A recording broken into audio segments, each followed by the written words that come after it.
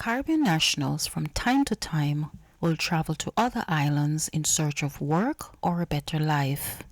This transition can sometimes be rewarding, other times it may result in death. Michelle Coudray Greaves was no exception. A Trinidadian by birth, she fell in love with Jamaica, married to a Jamaican man, and the mother of 3 children. It was never a difficult decision to take up a teaching position in the northwest end of the island. A teacher herself in her home country and the eldest daughter of Marlene Coudray, mayor of San Fernando, Trinidad, her transition was seamless working at Cornwall College in Montego Bay.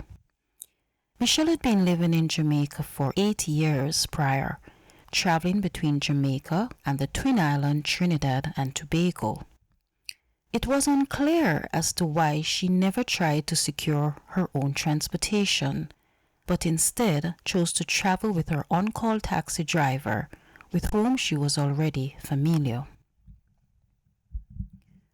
Montego Bay, the capital of St. James, known to many as the second largest city after Kingston, is known for its beautiful, pristine beaches, all-inclusive resorts, an array of restaurants and bars, buzzing with locals and visitors, whether it be day or night.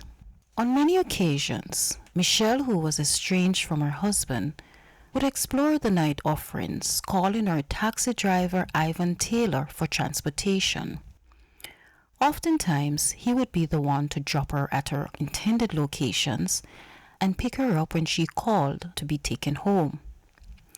Many Jamaicans do stick to a driver that they feel comfortable with and who has proven themselves to be reliable. In this case, though, Ivan got a little too close for comfort. A few days after Michelle had returned from her son's birthday in Trinidad, that calls were being made to her mother that she could not be located. Numerous calls were made by her friends and family to her phone, but when she failed to honor her commitment of meeting with her in-laws that day, an alarm was made. Initially, Michelle's mother had thought nothing of it, because in the past she had experienced problems with her telephone and internet service. However, this time Michelle never did return those calls and was now considered a missing person. After she was reported missing to the police, extensive investigations were carried out by the Jamaica Constabulary Force, even checking with hospitals, as her mother had informed them that she was medically challenged. Michelle's estranged husband, along with her closest friends, were interviewed and eliminated as suspects, but Ivan Taylor, her driver, the last person to have seen her alive, was becoming more and more interesting.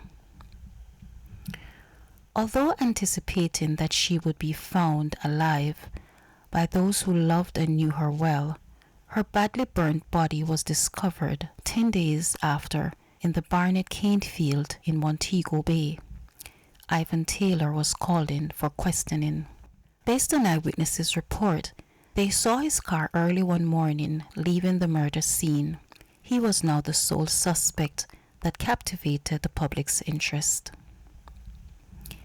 Michelle's mother was called in to identify the body, specifically her dental records, which were positively identified.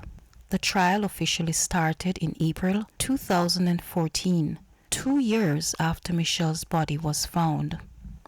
Although the trial was unnecessarily delayed, with some of the witnesses refusing to testify in court, there was enough scientific evidence to proceed. The prosecution's main witness was Michelle's mother. It was revealed that Michelle was not only burned, but was severely beaten. In her autopsy report, it was concluded that she died as a result of repeated blows to the head.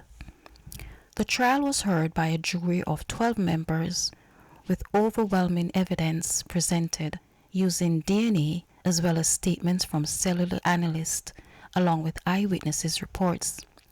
Ivan was sentenced to 30 years before being eligible for parole.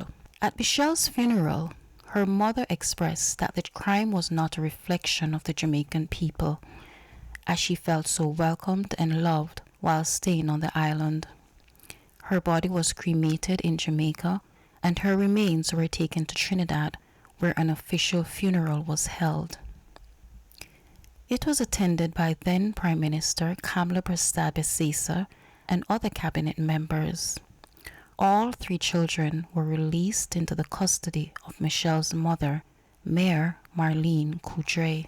This was indeed a senseless killing of a mother, a teacher, and a wife who loved Jamaica, but also a testament to the power of forensic science in solving crimes and bringing the guilty to justice.